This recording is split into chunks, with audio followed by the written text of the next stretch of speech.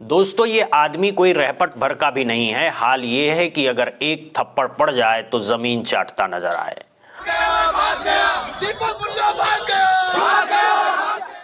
आप नारे सुन रहे हैं, ये बजरंग दल के कार्यकर्ता हैं। अब अगला नारा सुनिए। दीपक कटवा भाग गया और इसके बाद क्या? दीपक मुल्ले के है साथ में, पहन लो चूड़ी हाथ में। दीपक कटवा भाग गया। दीपक मुल्ले के है साथ में, दीपक मुल्ले के है साथ में, चूड़ी पहनो हाथ में। मुस्लिमों के खिलाफ कैसी जहर भरी नफरत भरी हुई है, ये इस नारे से साफ समझ में आ जाता है। हर नारे में अपमान है, हर शब्द में जहर है। इस पूरी नारेबाजी पर हम पोस्टमार्टम जरूर करेंगे, लेकिन इन्हें सुनते देखते एक कविता बार बार याद आती है, कवि राजेश जोशी की। जो इस पागलपन में शामिल नहीं होंगे मारे जाएंगे, जो विरोध करेंगे, जो सच सच बोलेंगे मारे जाएंगे। जिनकी कमीज ज्यादा सफेद होगी, जिनकी कमीज पर दाग नहीं होंगे मारे जाएंगे। जो चारण नहीं होंगे, जो गुणगान नहीं करेंगे मारे जाएंगे। जो धर्म का झंडा उठाकर जुलूस में नहीं चलेंगे, उन्हें गोलियों से भून दिया जाएगा, काफिर करार कर दिया जाएगा। इस समय सबसे बड़ा अपराध है निहत्था और निर्दोष होना। जो अपराधी नहीं होंगे वही मारे जाएंगे। ये कविता आज के हालात पर एकदम सटीक बैठती है। उत्तराखंड में जो कुछ हो रहा है, कोटद्वार की घटना हो या उसके बाद का माहौल, सब इसी पागलपन की मिसाल है। एक आदमी जो नफरत के खिलाफ खड़ा है, एक आदमी जो वहशीपन के खिलाफ आवाज उठा रहा है, उसी के खिलाफ ये घटिया नारे लगाए जा रहे हैं। और नारा क्या है? दीपक मुल्ले साथ में, चूड़ी पहन लो हाथ में। इन नारे लगाने वाले से एक सवाल क्या तुम्हें पता है? चूड़ियां कौन पहनता है? चूड़ियां वो माँ पहनती हैं जिनकी कोख से तुम पैदा हुए। चूड़ियां वो बहन पहनती है जो तुम्हें राखी बांधती हैं। चूड़ियां बुआ मौसी पहनती हैं, जो लोग चूड़ी को कमजोरी की निशानी समझते हैं। असल में उनका मानसिक दिवालियापन इन्हीं नारों में उजागर हो जाता है। क्या तुम्हारी माँ कमजोर थी, जिसने 9 महीने की पीड़ा सहकर तुम्हें जन्म दिया? क्या तुम्हारी बहन कमजोर है? देश के राष्ट्रपति चूड़ियां पहनती हैं, तो क्या वो कमजोर हैं? देश की वित्त मंत्री, देश के पूर्व प्रधानमंत्री इंदिरा गांधी, क्या वो कमजोर थी? आईटी सेक्टर में काम करने वाली महिलाएं, बैंकिंग सेक्टर में नेतृत्व करने वाली महिलाएं, देश का नाम रोशन करने वाली महिलाएं, क्रिकेटर टीम, क्या ये सब कमजोर हैं? नहीं, कमजोर वो नहीं है। कमजोर वो सोच है जो चूड़ी से डर जाती है।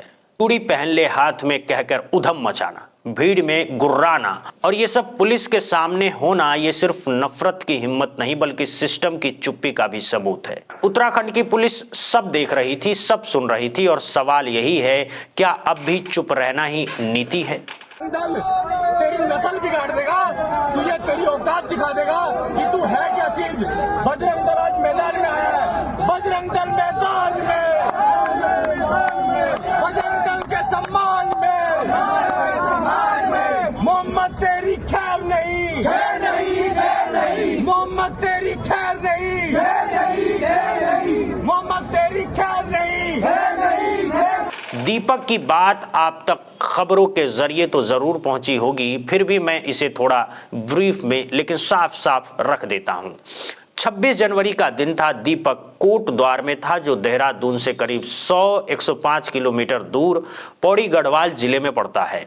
वहीं एक उन्मादी भीड़ बजरंग दल के कार्यकर्ता जमा होती है। मुद्दा क्या था? एक मुस्लिम की दुकान का नाम बाबा। भीड़ दुकान पर चढ़ जाती है और कहती है नाम बदलो। क्यों? क्योंकि पास में बजरंग बली का मंदिर है और उनका तर्क यह है कि बाबा नाम सिर्फ हिंदू दुकानों का हो सकता है। अब सवाल यह है, पीर बाबा नहीं होते क्या? बच्चों को बाबा नहीं कहा जाता क्या? बुजुर्गों को बाबा नहीं कहा जाता क्या? बाबा नाम पर हिंदुओं का एकाधिकार कब से हो गया? और अगर ऐसा है भी तो दीपक खुद हिंदू है ना। दीपक तो ये नहीं कह रहा कि बाबा नाम पर उसका हक है। ये दावा कर रहे हैं बजरंग दल के वही उन्मादी कार्यकर्ता जिन पर अब तक एक भी एफआईआर दर्ज नहीं हुई है।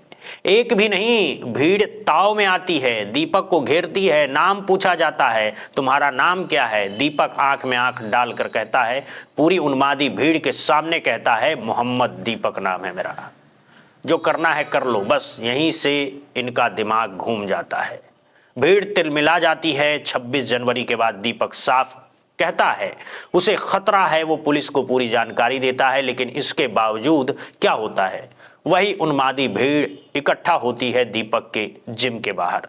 दीपक जिम ट्रेनर है, मेहनत से अपनी बॉडी बनाई है, लेकिन उसके साथ साथ एक चीज और बचा कर रखी है, इंसानियत।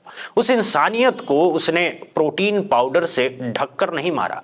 और देखिए इन लोगों की हिम्मत, पुलिस के सामने उसकी दुकान पर, उसके जिम पर चढ़ दौड़ते हैं।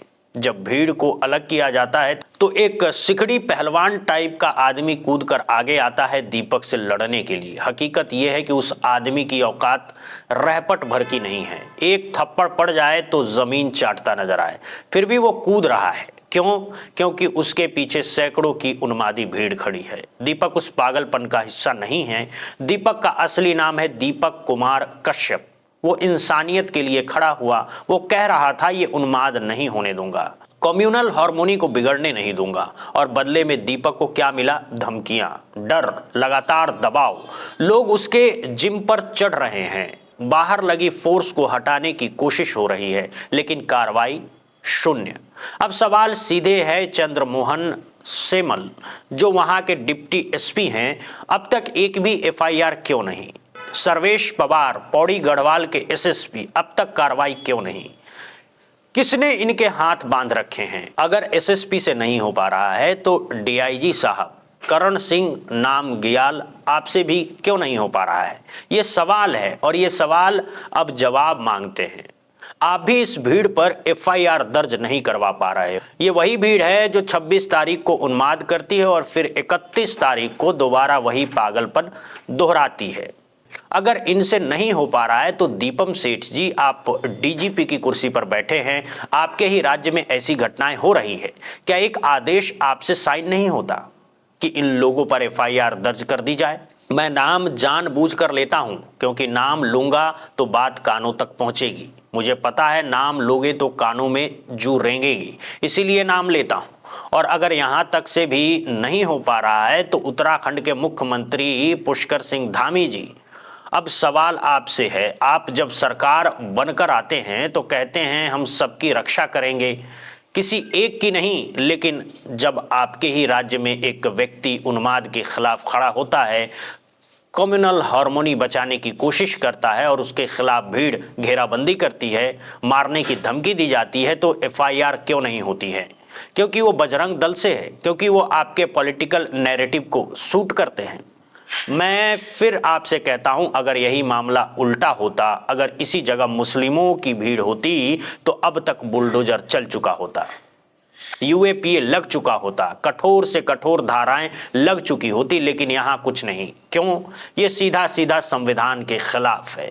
हिंदुस्तान का संविधान कहता है ये देश हर नागरिक का है, और अगर कोई नागरिक नफरत के खिलाफ खड़ा होता है और उसे इस तरह टारगेट किया जाता है तो ये सिर्फ अन्याय नहीं, ये राज्य की विफलता है।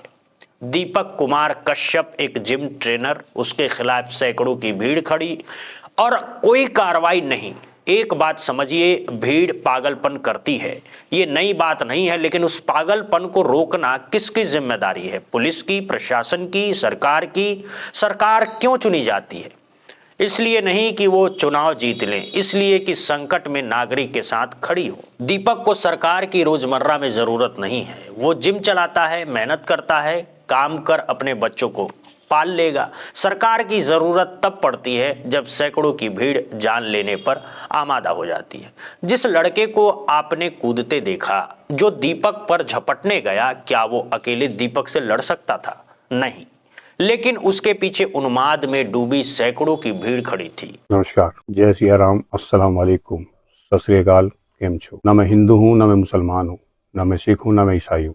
सबसे पहले मैं एक इंसान हूँ, क्योंकि मरने के बाद मुझे जवाब भगवान को देना है, इंसानियत को देना है, ना कि किसी धर्म को देना है। कुछ टाइम से आप एक चीज़ नोटिस कर रहे होंगे कि सोशल मीडिया पर एक वीडियो बहुत तेज़ी से वायरल हो रही है। हिंदू मुसलमान को लेकर किसी एक इंसान को टारगेट करना मेरे हिसाब से ये गलत है।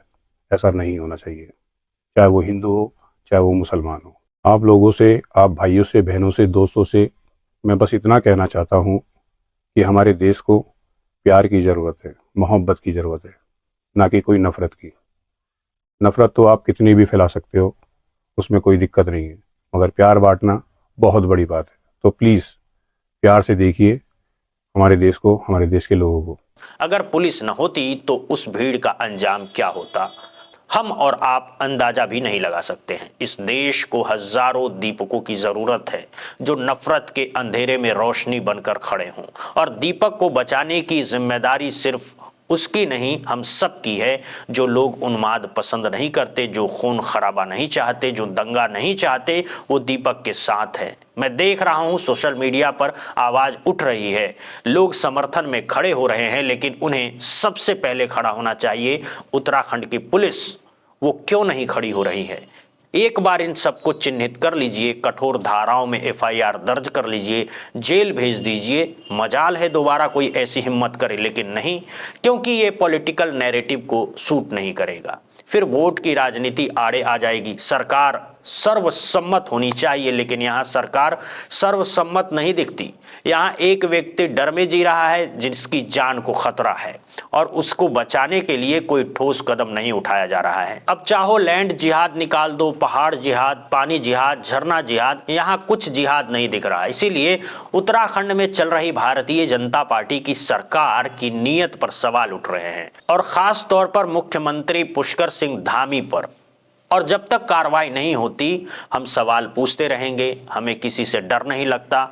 हमारे चैनल को शेयर करें, सब्सक्राइब करें। बहुत बहुत धन्यवाद, बहुत बहुत शुक्रिया दोस्तों।